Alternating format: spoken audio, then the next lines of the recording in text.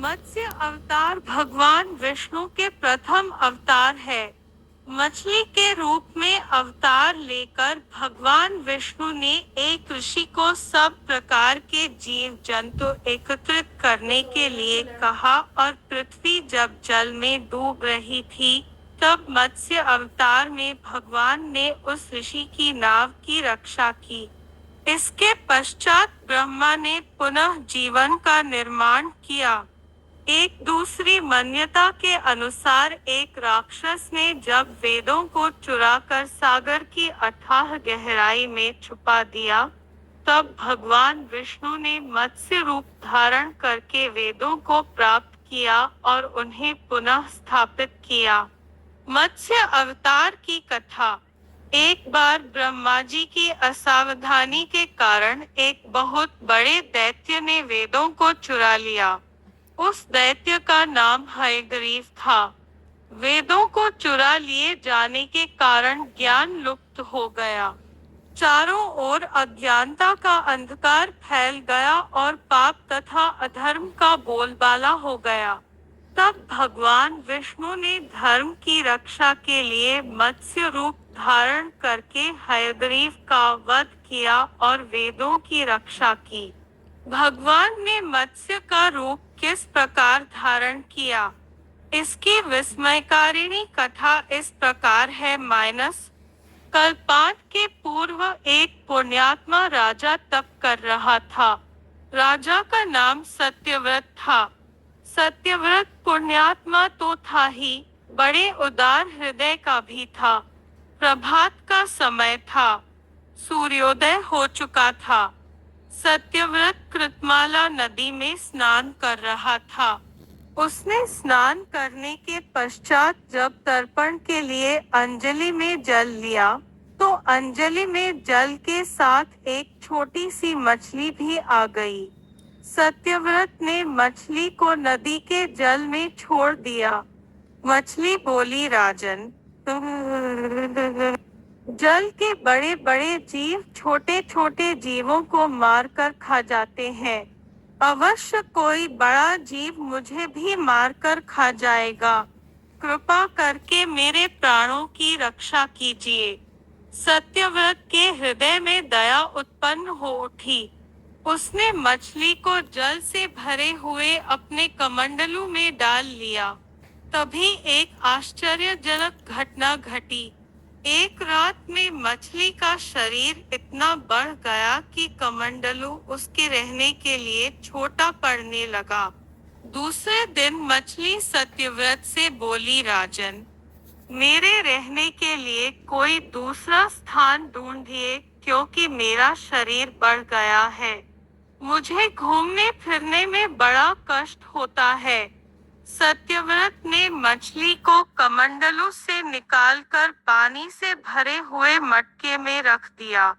यहाँ भी मछली का शरीर रात भर में ही मटके में इतना बढ़ गया कि मटका भी उसके रहने के लिए छोटा पड़ गया। दूसरे दिन मछली पुनः सत्यव्रत से बोली, राजन, मेरे रहने के लिए कहीं और प्रबंध कीजिए, क्योंकि मटका भी मेरे रहने के लिए छोटा पड़ रहा है। तब सत्यव्रत ने मछली को निकालकर एक सरोवर में डाल किया, किंतु सरोवर भी मछली के लिए छोटा पड़ गया। इसके बाद सत्यव्रत ने मछली को नदी में और फिर उसके बाद समुद्र में डाल दिया। आश्चर्य! समुद्र में भी मछली का शरीर इतना अधिक बढ़ गया कि मछली के रहने के लिए वह छोटा पड़ गया। अतः मछली पुनः सत्यव्रत से बोली, राजन, यह समुद्र भी मेरे रहने के लिए उपयुक्त नहीं है। मेरे रहने की व्यवस्था कहीं और कीजिए। अब सत्यव्रत विस्मित हो उठा। उसने आज तक ऐसी मछली कभी नहीं देखी थी। वह विस्मय भरे स्वर में बोला, मेरी बुद्धि को विस्मय के सागर में डुबो देने वाले आप कौन हैं? मत्स्य रूपधारी श्रीहरि ने उत्तर दिया, राजन, हयग्रीव नामक दैत्य ने वेदों को चुरा लिया है। जगत में चारों ओर अज्ञान और अधर्म का अंधकार फैला हुआ है। मैंने हयग्रीव को मारने के लिए ही मत्स्य का रूप धारण किया है। आज से 7वें दिन पृथ्वी प्रलय के चक्र में फिर जाएगी। समुद्र उमड़ उठेगा, भयानक वृष्टि होगी, सारी पृथ्वी पानी में डूब जाएगी। जल के अतिरिक्त कहीं कुछ भी दृष्टिगोचर नहीं होगा। आपके पास एक नाव पहुंचेगी। आप सभी अनाजों और औषधियों के बीजों को लेकर सप्तऋषियों के साथ नाव पर बैठ जाइएगा। मैं उसी समय आपको पुनः दिखाई पड़ूंगा और आपको आत्मतत्व का ज्ञान प्रदान करूंगा। सत्यव्रत उसी दिन से हरि का स्मरण करते हुए प्रलय की प्रतीक्षा करने लगे। 7वें दिन प्रलय का दृश्य उपस्थित हो उठा। समुद्र भी उमड़कर अपनी सीमाओं से बाहर बहने लगा। भयानक वृष्टि होने लगी। थोड़ी ही देर में सारी पृथ्वी पर जल ही जल हो गया। संपूर्ण पृथ्वी जल में समा गई। उसी समय एक नाव दिखाई पड़ी। सत्यव्रत सप्तऋषियों के साथ उस नाव पर बैठ गए। उन्होंने नाव के ऊपर संपूर्ण अनाजों और औषधियों के बीज भी भर लिए। नाव प्रलय के सागर में तैरने लगी।